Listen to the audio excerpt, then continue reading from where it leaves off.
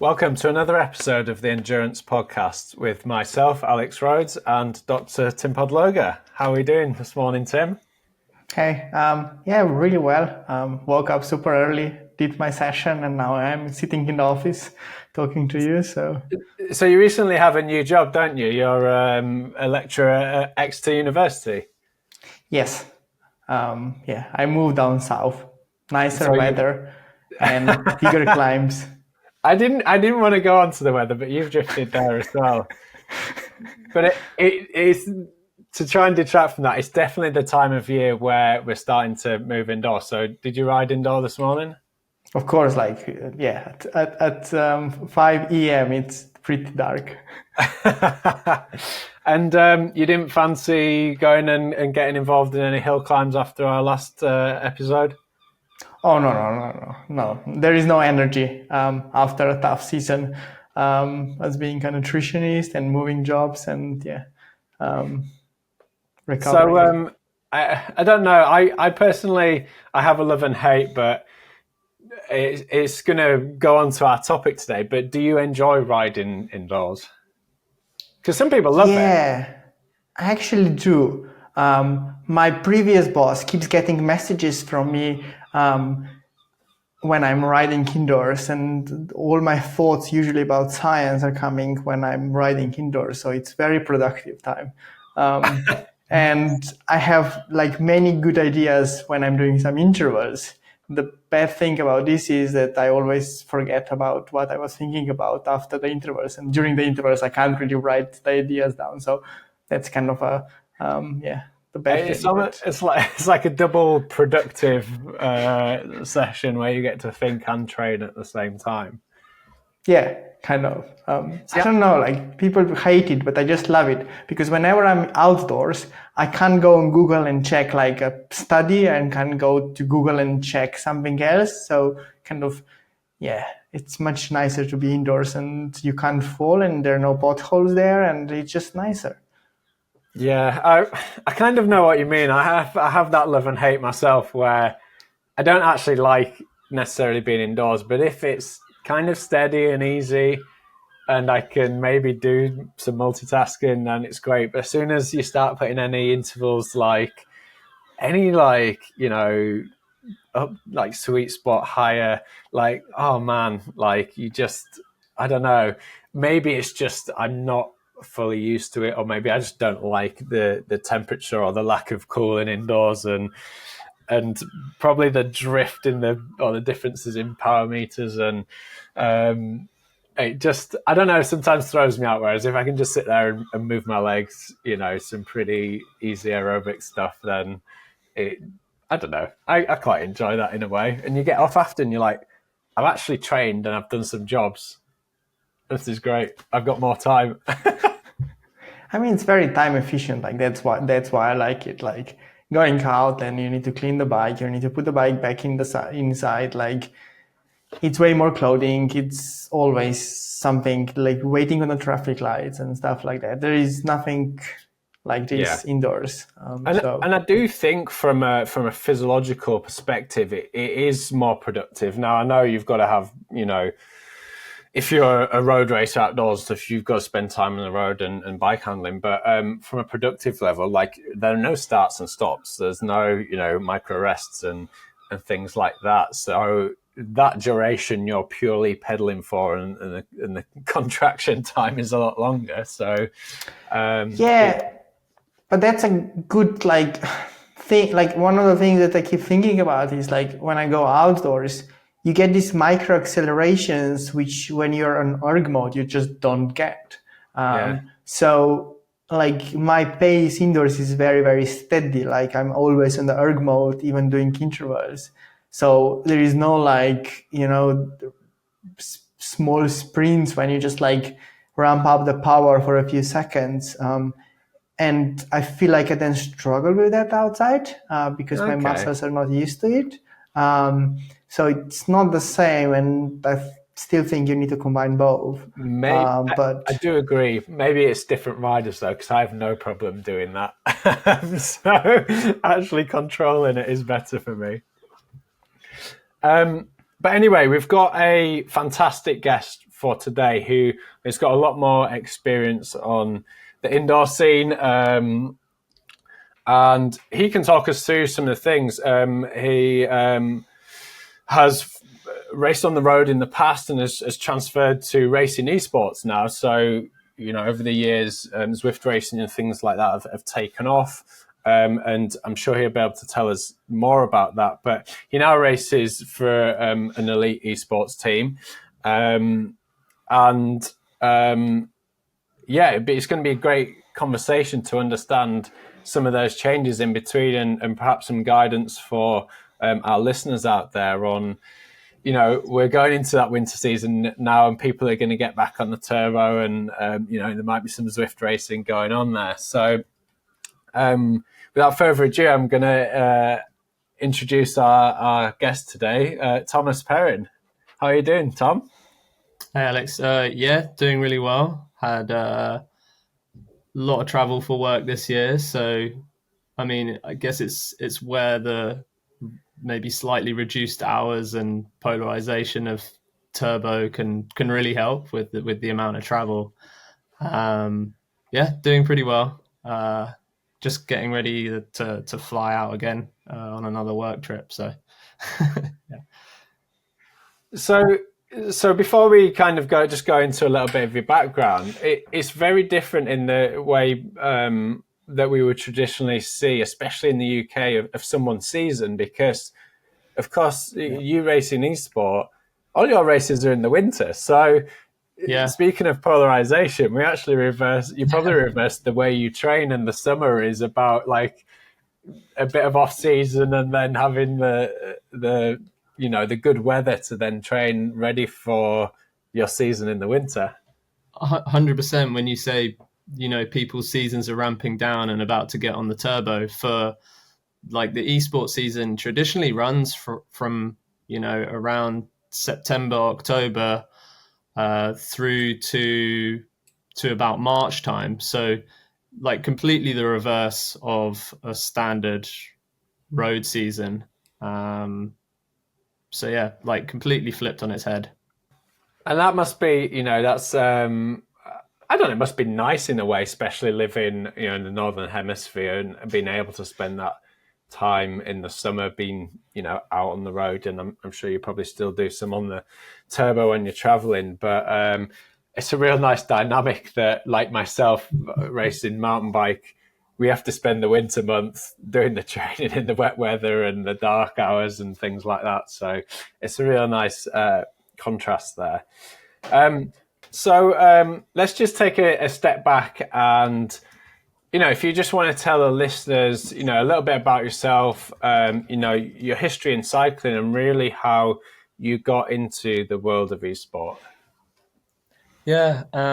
So I've been working in the bike industry since probably around 2012. Prior to that, I was just commuting through university. That's the first time I sort of picked up riding out on the road. And yeah, I got sort of taken under the wing by guys I was working with. I rode for the enjoyment of it. I was always pestered by a lot of them, as at the time they were racing pretty high level in the UK, and they were pestering me for years and years and years to try racing, and it took until 2018 or 2019 for me to actually pluck up the courage to race. Whether that was, I think a part of that was around, the scene feeling intimidating in the racing space, like definitely showing up to a crit and not really knowing what you're doing. You can hear it all you want from people you ride with, but until you actually line up, it's very different. So that was, you said previously about me having raced on the road a lot. I did 1 year, I did half a season of hill climbs, and then I raced circuit races at Hog Hill, and then did some, I think one of my first races was the Beck Road Race, National B. So I like jumped straight in at the deep end. which was a savage course, and you sort of learn quickly. I did okay in that season, but that was right before the pandemic. And when the pandemic hit, a lot of people, not just myself included, but a lot of the guys that were racing, sort of formed a team. We just decided to focus on trying out some indoor racing. One of the guys, James Jenkins, who raced for Richardson Trek, he started up a team actually with Alex Dowsett.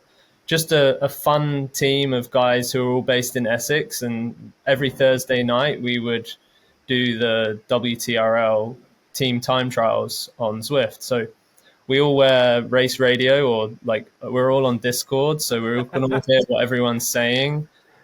We have like a race analysis guy doing like the drafting and the power outputs and times that we need to do on the front. And it got pretty geeky, but I'm sort of into the numbers side of it, and into the strategy side of it. And then from that point, I didn't really look back. Throughout the summers, through the pandemic, I was just enjoying doing like really hard chain gangs with good friends. And then I weighed up the risk and the rewards. And for me, there wasn't really an argument to go back to racing on the road versus just having a focus and being able to race indoors. Yeah. And then enjoy the time that I'm outside, just, riding with mates. And I think a lot of things changed over that period of pandemic. And like you said there was a lot of investment into technology. And I think what I see now as well is that that's taken a step forwards, and there's a lot of investment into eSports like this. And, of course, you race for the team next, powered by Insured. But there is quite a bit of financial investment in as well. So you do, I'm going to get this wrong, but you do a series of races, don't you? And there is financial input into that for riders. Do you want to just explain like how that works as well? Yeah, so there's like a whole community scene of racing, which is what I got into initially. I did that for one season, just racing with those guys on the sort of Zwift racing league, the community racing leagues. And since then, and then over the last few years, there's obviously been various national championships, UCI World Championships, eSports on Zwift.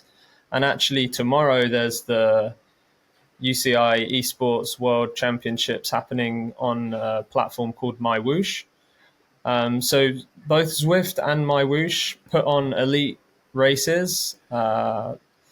They previously were sort of invitational pro races, and now they're sort of more open to people that just want to get involved. There's a range of performance verifications that you have to go through, weigh-ins, 2 hours pre-race, and all of this other stuff added to it. But there is financial backing for these races. So there's proper prize money, not like actually road racing in the UK, where Definitely, prize money is sparse. There's really good prize purses from both the elite Zwift series and weekly and monthly races on MyWhoosh. There's considerable amounts of winnings that has enabled a lot of esports riders to go full time.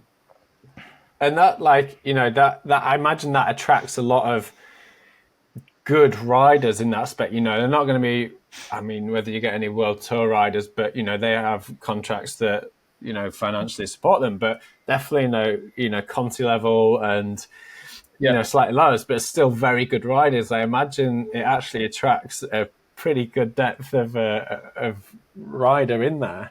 Yeah, some of the performances that you see in terms of like raw athletic performance are amazing. Like the level in the last year has like really progressed, and it's not just people with cycling backgrounds, it's people who are really athletically capable from rowing, running, triathlon, who say use the turbo to, get some of their additional training in, but then have found this elite level sort of indoor racing thing as well going on, and are doing really well at it, because riding indoor is different than riding outdoors. There's not the same lateral motion on the bike. There's you're not having to necessarily use your upper body so much. So you see a lot of riders are able to ride longer periodically out of the saddle versus in the saddle.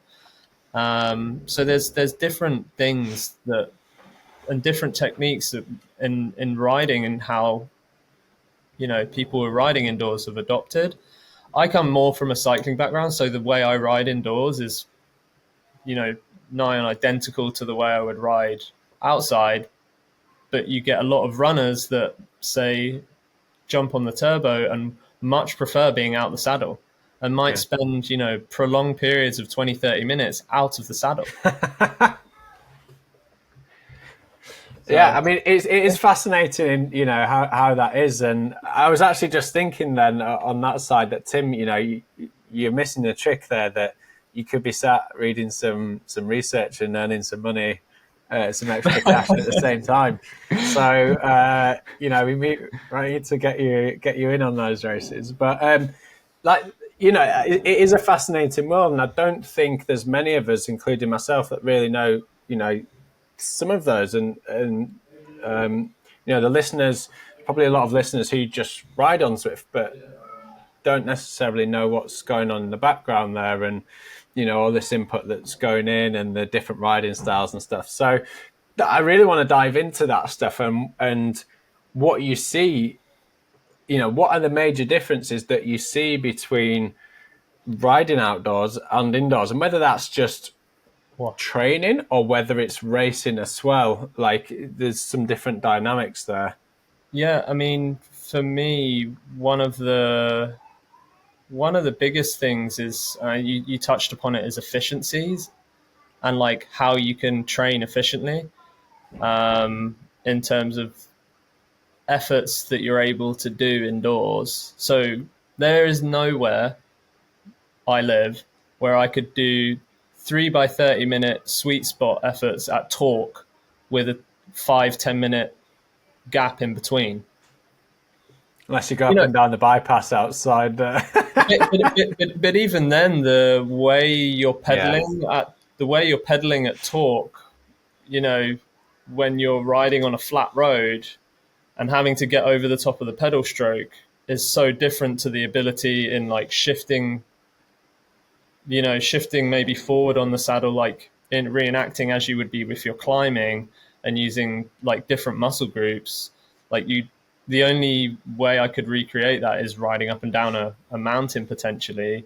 Whereas, I don't have any of those around Surrey. And yeah, there's only so many times you can go up and down Box Hill. And yeah, I think the big advancements in my performance have purely come from implementing more indoor racing and indoor riding. I was going to say, again, that's it's fascinating that there are different styles adopted just on a static bike. Like, you're talking about a position that you're riding uphill. There's probably positions that are akin to time trial, or you shift back and be a bit more in a row position. And do you not find that some of the offsets, or maybe you adjust to it? I find personally, when I'm indoors, like especially doing hard efforts, like the heat gets to me, and I know you can have fans and things, but I still don't feel like I get the same effect as when I'm outside. Yeah, so that was one big fast learning curve for me when I first started riding on the turbo, doing these TTTs. You can get 20% like drop-offs in power because of heat management. And it's a huge performance gain Actually, one of the best things I bought for my garage was an air conditioning unit. So I've got like air conditioning. I have 3 huge fans for cooling. I have a little monitor that shows the temperature and the humidity gauge, so that I've got a dehumidifier set up as well in the garage. So it's So like, I try and keep the conditions that I know I perform the best at yeah. accurate to what's going on in my garage. And I mean, it's amazing. It's like, I imagine it's like a homemade wind tunnel going on in there. it sounds silly, but the amount, like, people sweat. I see people's pictures and videos of them riding on the turbo and they're sweating profusely. And when I'm racing, I'm barely sweating. Like, it's so, my heat management indoors is so efficient that I'm like, barely breaking a sweat because the fan cooling speeds and the temperature I'm running the room at is super low. The humidity is like 50 to 60% humidity. So like reduced humidity really helps. And like I've got ice packs as well. So I use ice packs. I have an ice pack on the side that I'll just like hold in my hand for like the glabrous skin transfer of like heat management. So you almost have like then, free. I was going to say, you almost have just freedom to control these environmental factors. Totally. And on the other side of that as well, I do a load of heat work indoors. Yeah. Like, so I'll do sessions, and then at the end of the session, I'll switch the fans off for the last 30, 45, sometimes like an hour of riding where I'm riding, and I'll do some heat work indoors, where I will really sweat out and let the room get super hot. And it's an interesting thing. Like, I don't really understand the science behind it. Maybe Tim, you could explain a bit more. This is the magic, But my coach has got me doing sort of additional heat work after my intervals, which, like you say, you've got that control and ability to swing the climate within the indoors potentially. And I think, there's a whole world of other things you can invest in that really improve the experience of riding indoors, whether that's like getting a slightly bigger TV to like really encompass yourself in what's going on, group rides and being involved in the community side of it, getting involved in the chat between riders, and riding consistently as well. You get to know people from across the world. Even like getting a better computer that streams a faster like bit rate can really improve the like dynamic of what you're looking at on screen. Yeah, it's amazing. And maybe Tim can tell us, I suppose for some of the listeners, and I'm going to say myself, when I get on there and, I just struggle because I'm not cooling, quick enough. And what is actually happening physiologically there, and how, we can heat train, but how does that make us better if we want to perform indoor, let's say, or does that also affect our training indoor? I mean, one of the things, like, when you basically are exercising, you basically generate a lot of heat. And outdoors, when you're like training outdoors, there is this apparent wind that you create with moving, whereas you're moving, but the air is standing still most of the time. So when you're going like 30k an hour, it kind of feels like you have a 30k an hour wind coming towards you. Whereas indoors, obviously, like, there is no air movement, and you need a fan to basically create that. The amount of heat you generate, especially riding indoors, because like you're constantly pushing, and the races are relatively short, so the power outputs are really high. This means that you generate really a lot of heat. Let's say like only like 20% of the like over total energy use goes into the pushing on the pedals, and 80% or like 75% goes actually into the heat. So you're basically a big radiator when doing the intervals. And this basically means you need to basically cool yourself down. So what the body does is like produce sweat, because when you evaporate, when the water gets evaporated, you basically get cooled down. And the problem indoors is that there's like, if there is no air movement, this means that the air around your body will get saturated with water, and basically there will be no sweat being evaporated, but the body will keep sweating because this is a natural response, and the sweat will start dripping down to the floor, and this sweat is basically used for nothing. Whereas if you basically start a ventilation, this will help to bring fresh air that is not as humid and will cool you down.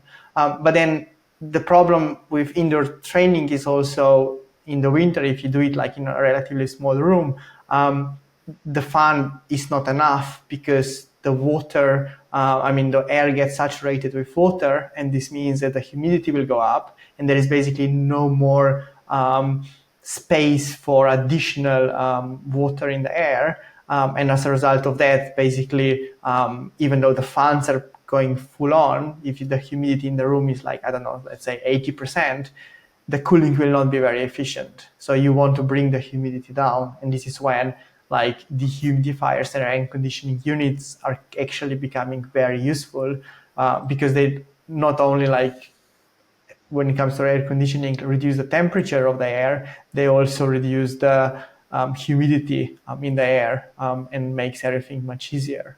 And this is obviously the biggest mistake people are doing. So not having enough big of a fan, or training in a small space without the humidifier. And yeah, when I train, I keep checking the, because I have air HomePod nearby, and I keep checking the humidity and temperature, and I know exactly like if the humidity goes above 70%, I'm cooked. That's when I just don't work. That's probably where I'm going wrong. I'm like in a tiny room and just like I got a fan blowing in my face. It's freezing, and I'm just like, man, it's still too hot. Just like, well, not hot at the time, but yeah.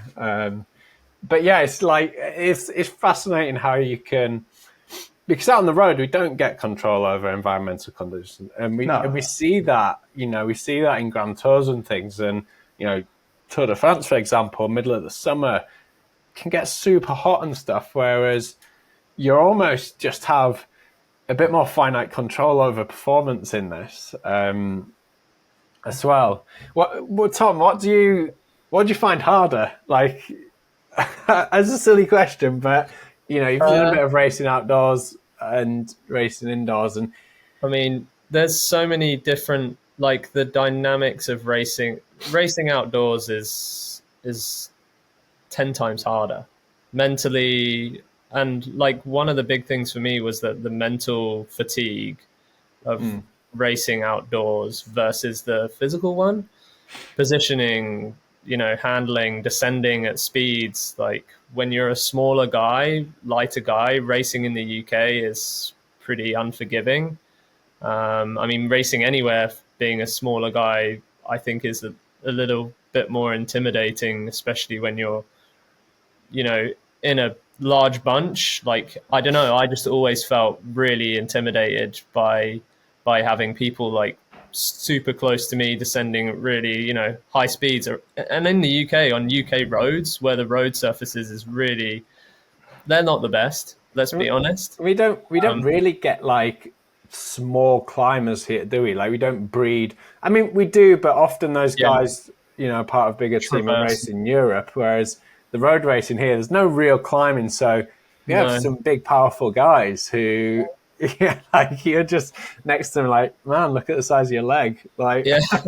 And so for me, the mental side of racing outside is way harder. Like, I can, and I think that ease and time management that comes into that as well. Like, I could stop this podcast now and go and jump in a race if I really wanted to.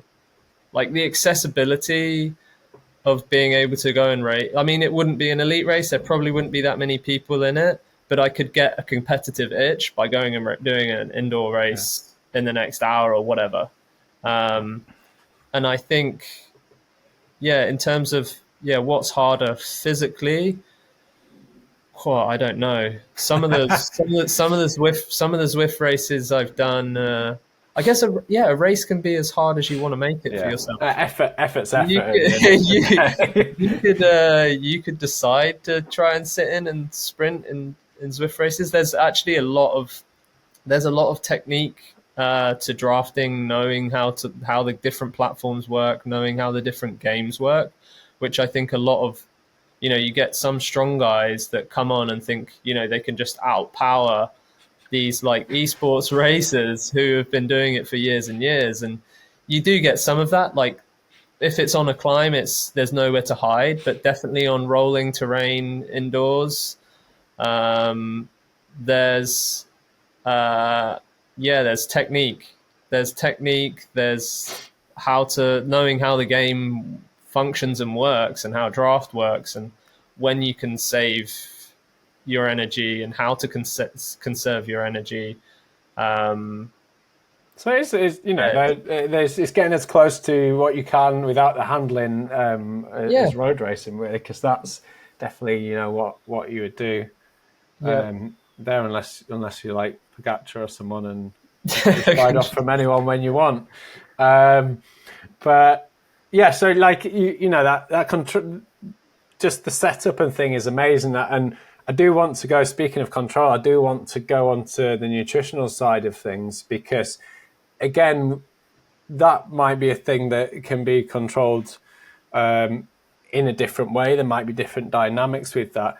But just like, I suppose just to round that side off, like what, is there anything special about your setup? What's your setup for e-racing?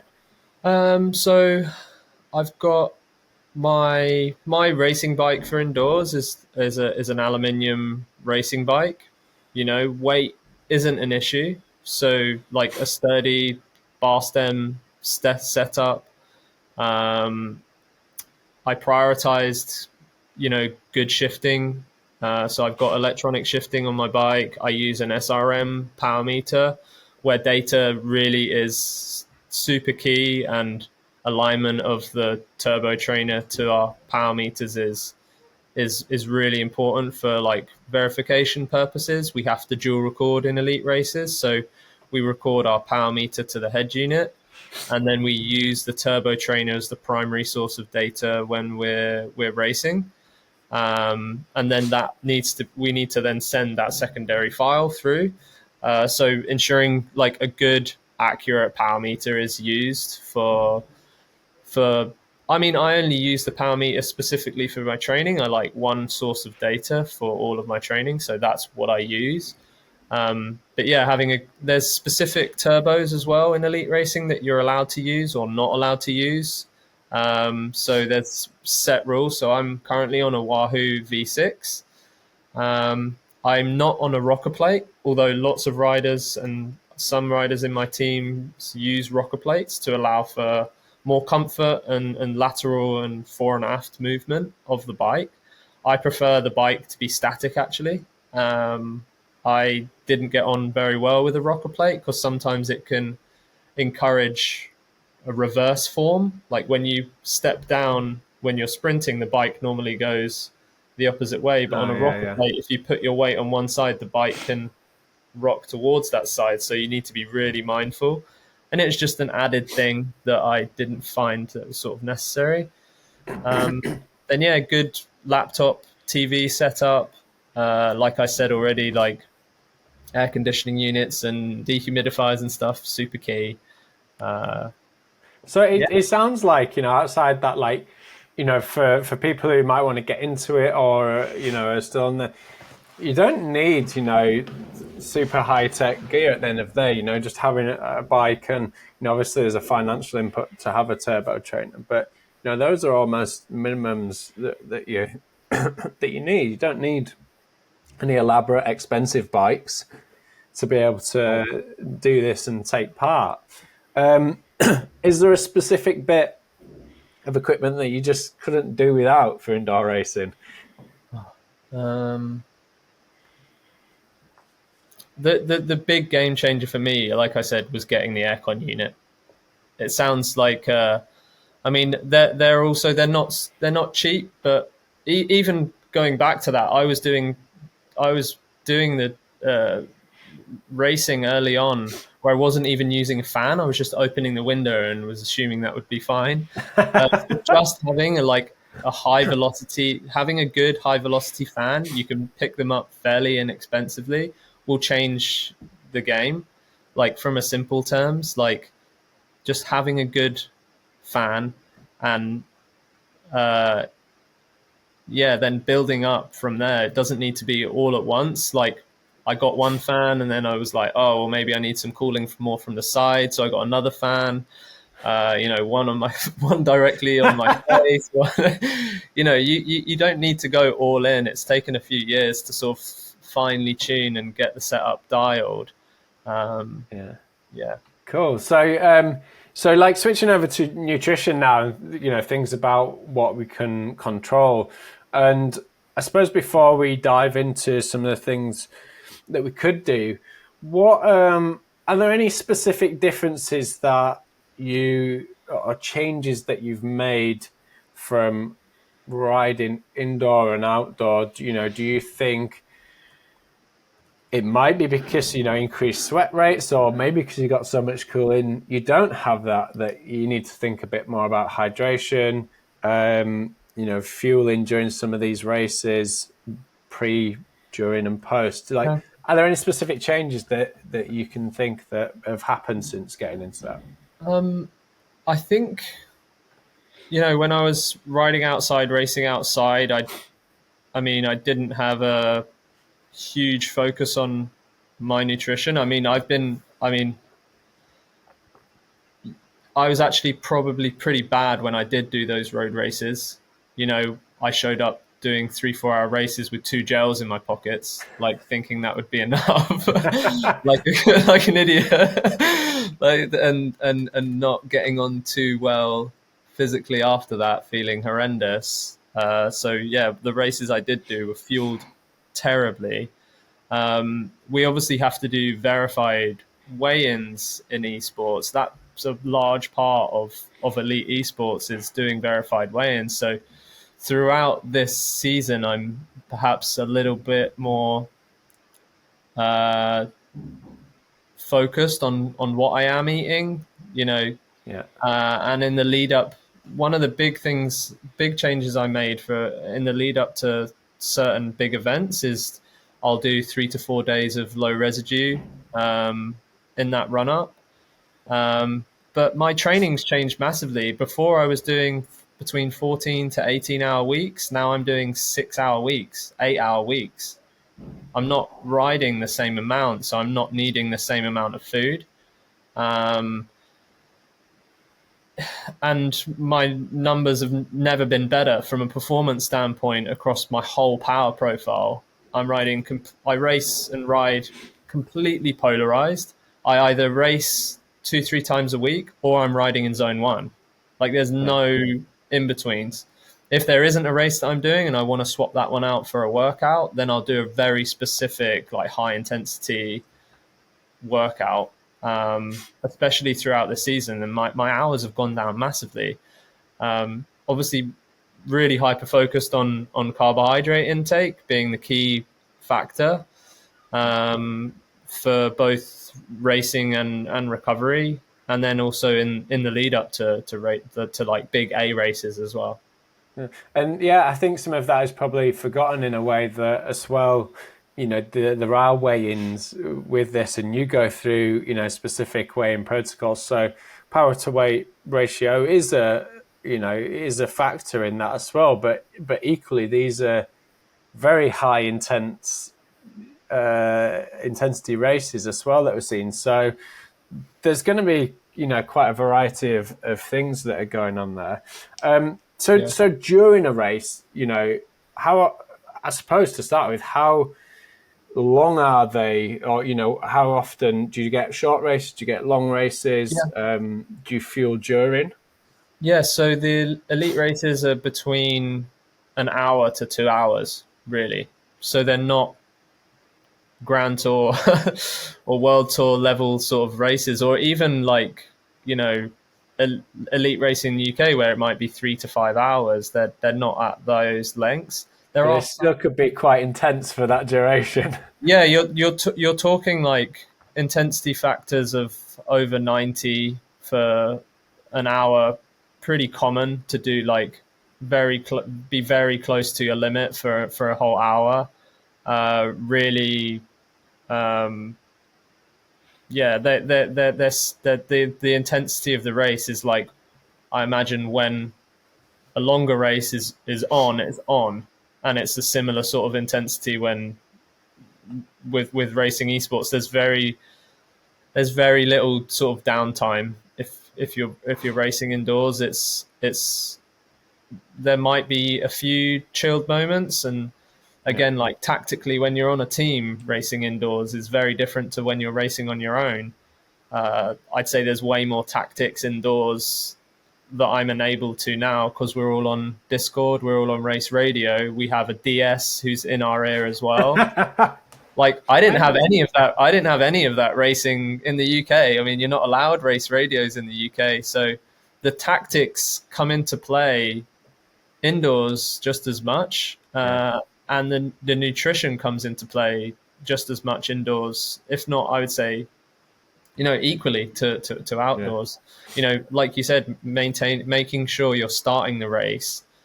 I think the main importance is making sure you're starting the race fully fueled versus fueling during the race. I've done races where I've barely touched any nutrition, maybe like half of one bottle for an hour's race. You're talking like maybe 30 grams for that 1 hour, and then making sure you're fueling really properly before and being fully loaded, like before the race, and then also like fueling after the race, because you do get some days where you have sort of two elite races back to back, like this last the Zwift the Zwift World Series race 1 was the day after doing the UCI World Championships semi-finals. So there was two big races, both with weigh-ins back to back, and fueling and planning around that was interesting. You just have to ensure that you're properly fueled and you've got on enough carbs and you're recovering those carbs. And I think one of the other things is ensuring when you're recovering and taking on that fuel that you're staying warm, so your muscles are maybe taking on that carbohydrate as well, and it's not just going back into the liver. Yeah, I mean, I think Tim's nodding his head and a big advocate of, making sure you're fueled appropriately, especially going into a relatively short, high intensity, session. It's I can only relate in racing cross country mountain bike. We're talking an hour and a half race there, and so there's no. If you think about Grand Tour, there's no leading, there's no few hours where, although recently it's been a bit wild, but there's no few hours there where you're, a low intensity, like you're probably straight in, it's pretty high. So everything that you've done leading to that is going to make a difference and be important in that performance, because taking some on board will help, but probably not as much as being prepared appropriately. But maybe you've got some input on that, Tim. Well, I just was thinking like, you don't really need me here, because this is like exactly what it is. Like, it's all about fueling before. And I was really scared to hear that he would be having 120 grams per hour during, because then I would have to say that doesn't make any sense. But yeah, like for a shorter event, you basically want to fuel before, because glycogen stores are the most important. So when it comes to carbohydrates that you ingest during exercise, you need 90 minutes to basically get your peak oxidation rate. And this like is basically your fueling for the recovery during. So while you're racing and you just need to race and be ready for that. So you need to do your homework beforehand. So before the start, fill out the glycogen stores, and during basically just tell the brain, oh, carbs are coming, and go with like 30 grams an hour or something. I was actually just checking yesterday what recommendations we wrote in an article a couple of years ago. And basically when it was like below 90 minutes and it was high intensity, which is what the race would be, it was recommended like 30 grams per hour, 30 to 60 max. No crazy amounts, but glycogen loading beforehand or like really high intake of carbohydrates. And just makes sense because like you're not going to absorb when you're going all out. Like it's just going to cause you GI issues. And yeah, I think that's kind of it. And for indoors, like if your cooling strategy is not good, like then it's important also to think about hydration. But if cooling is fine and you have everything like set up, then yeah, having some like fluids is important. But I think the most important is what you do beforehand. One question perhaps from my side: do you ever use sodium bicarbonate or something like this?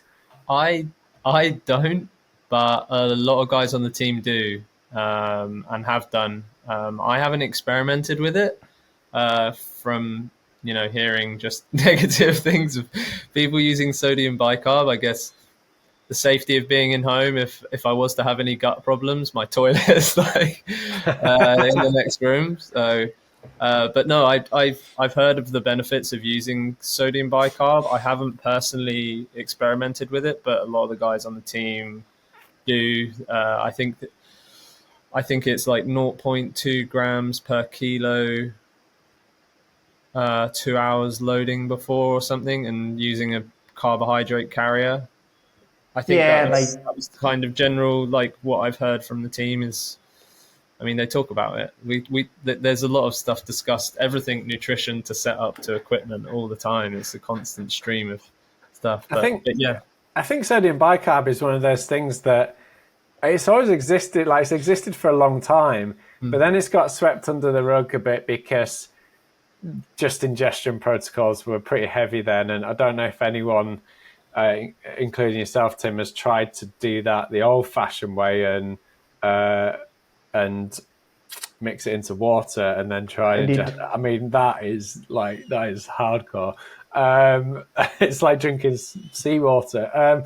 But then to like things have progressed and like, staged loading, different carriers, different protocols there where I certainly see, and I don't know if you see that change, Tim, in the research and the literature, that it's kind of making a bit of a move back forwards in that sense. And it's just interesting that, people are discussing it for this kind of racing, which kind of makes sense with the intensity.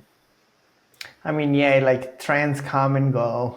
This is what we see in all aspects, and in sports nutrition especially. But yeah, sodium bicarbonate is definitely one of those that like makes a lot of sense, and people have known about it and how useful it can be. The problem is also how to deliver it in a way that wouldn't cause GI issues.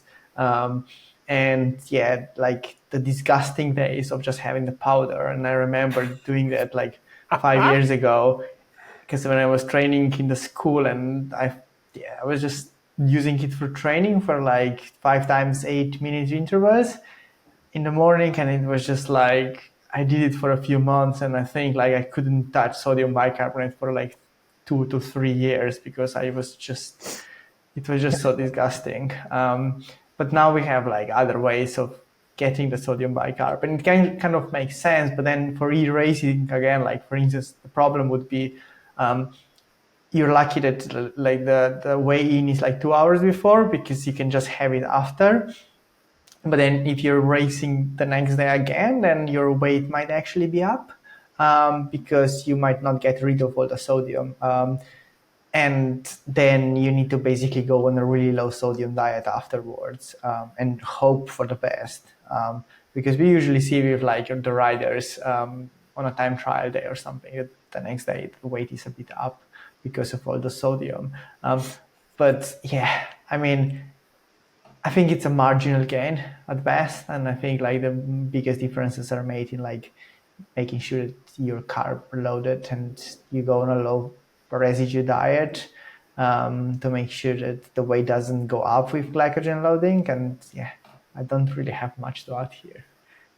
Is there anything else that, from, I suppose, from an ergogenic aid perspective that I'd say you could suggest, because it's an individual thing, but that might be worth considering, like beta-alanine, or I know there's a much longer loading phase with that, but anything that we could think that would support that type of racing? I mean, beta-alanine, yeah, like it's a similar like story as bicarbonate. It makes sense, but other than this, I don't think like there is anything magical. And like, yeah, if you basically sort out your nutrition in terms of carbs and sort out the cooling, which I think is the most important thing ever.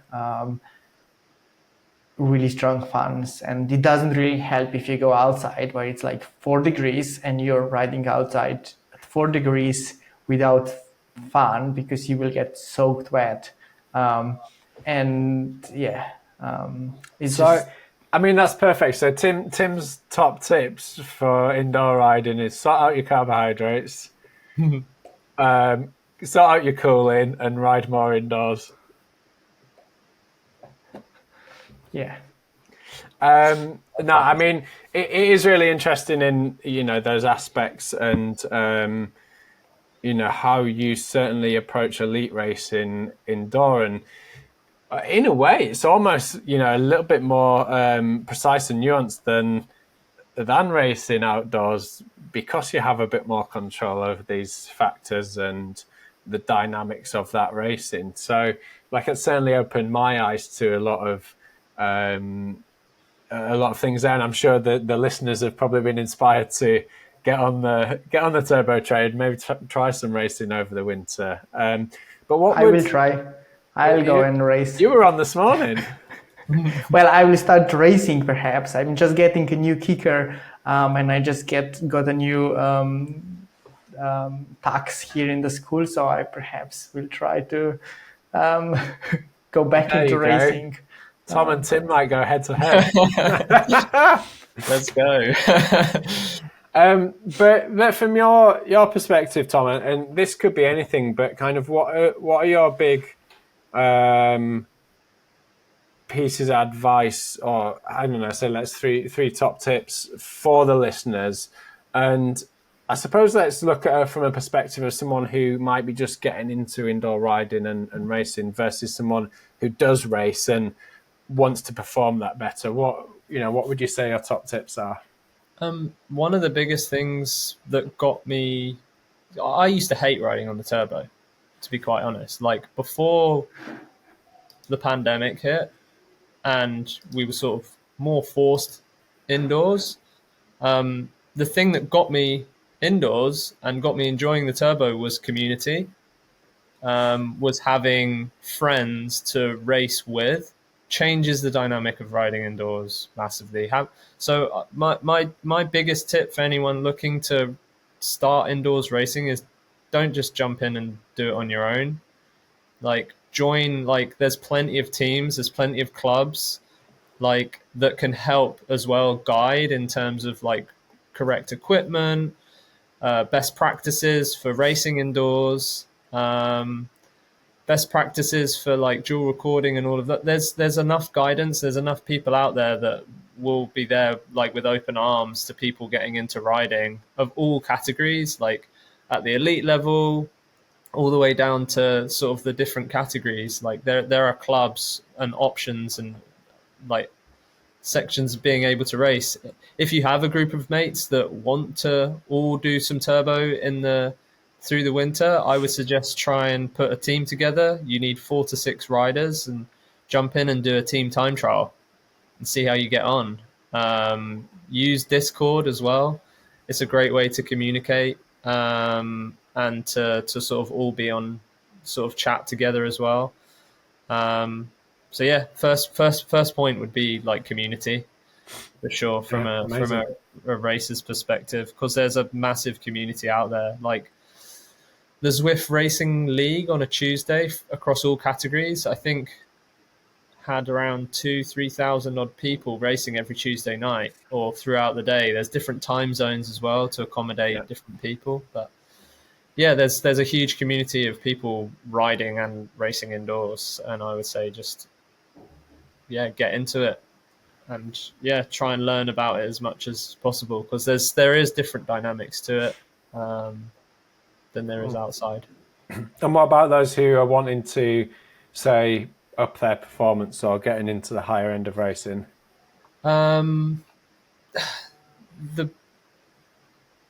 The best thing you could do is,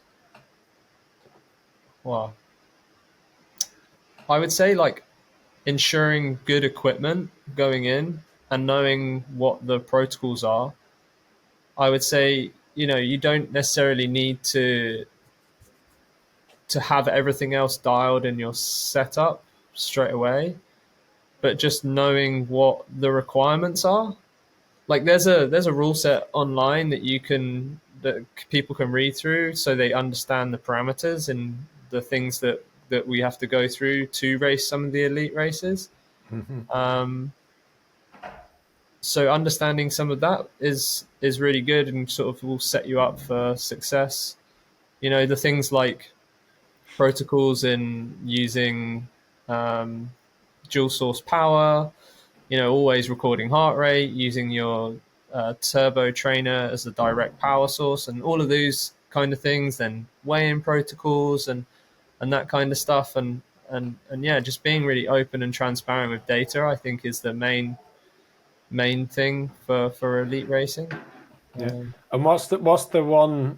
I'll probably know the answer to this, but what's the one piece of equipment that you think is probably most important in terms of, I would say, I'm not saying, people have to go spend loads of money, but in spending your money, if you're going to invest in something. For me, it's got to be power meter, like a really accurate, like crank-based power meter. I mean, that was one of the first things that I invested in, because I'm so bothered about consistency and training. Like I said, I only use, although we race using our kicker for elite races, the thing that goes into my training peaks is from my SRM. I use a single source. It allows me to track way more consistently my data, my training. And I would say invest in a really good like crank-based power meter. I mean, you can pick up good SRMs on eBay for 500 quid. They're serviceable, I would say. Yeah. I mean, if you're, for the likes of you, SRM were, the pinnacle, and they probably still are a bit more of the gold standard, but not. Yeah, there's a few brands. Since like crank-based and everything came out, it took a bit of a swing. So you probably can pick some of those up for a little bit cheaper than what they used to be. Yeah, there's a few really good reputable crank-based power meter brands out there where there's brands like Infocrank that have amazing power meters, SRMs, and there are, like, if you want something that's maybe more accessible, like there are really good pedal-based systems, like Favero make incredible pedals. They're maybe a little bit easier in terms of easy on the pockets than an SRM. But like I said, a really good second-hand SRM that can be serviceable and sent off, have battery changes, I would always have that as a go-to over other sort of newer power meter manufacturers, perhaps. Well, I mean, it's been a fascinating delve. I know it's only a short period of time talking about the world of esport and your own experience on it, but we thank you ever so much for coming on the podcast, because I'm sure a lot of the listeners out there will be going into this season and will be able to take some advice and some tips from that. So we really appreciate your time for coming on. Am I right in saying that you've been selected for Great Britain for the eSport Champs? I was, and that race, well, the eSport Champs changed this year from the last few years. Previous few years, it's been hosted on Zwift. One of my big goals was to be selected for Team GB after, sadly, I was in a really bad road accident collision with a car, decided to run me over, and I broke my back and jaw just the other year. And so I've missed the last 2 years of UCI Esports Worlds. So a big goal was just to be selected for the team. The format this year got changed around. So My Whoosh, which is a different platform to Zwift, they got the licensing agreement for the next 3 years. So the race was on My Whoosh. I raced the semi-finals race with Team GB. That was, for some reason, they decided to change the World Championships to the beginning of the season instead of March, when it used to be at the end of the season. So safe to say I wasn't at peak fitness with that being like essentially the first race of the year. But they then have the top 20 riders from that race are now racing in Abu Dhabi tomorrow, actually, doing an in-person event for that, which it looks incredible. And we have 4 of the team from different nations racing in that as well, which is great. It's great getting updates from the guys, and I wish them all the best. But sadly, I didn't make it into the top 20. I'm pretty sure you will in the near future anyway. Yeah, thanks, dude. But I just recall that I saw a post around that. So it's a big achievement just to put the jersey on and get involved. For me, it was like big highlight. And there's a long sort of season of racing now to come. Like next few months, it's really going to start picking up. So it's good. Yeah, it should be a good season. Awesome. Well, we wish you the absolute best for the season. I'm sure I'll see you out on the road and get some updates as we're going along. But thank you ever so much for joining us again. Nice. We really appreciate it. Thanks, guys. Appreciate it.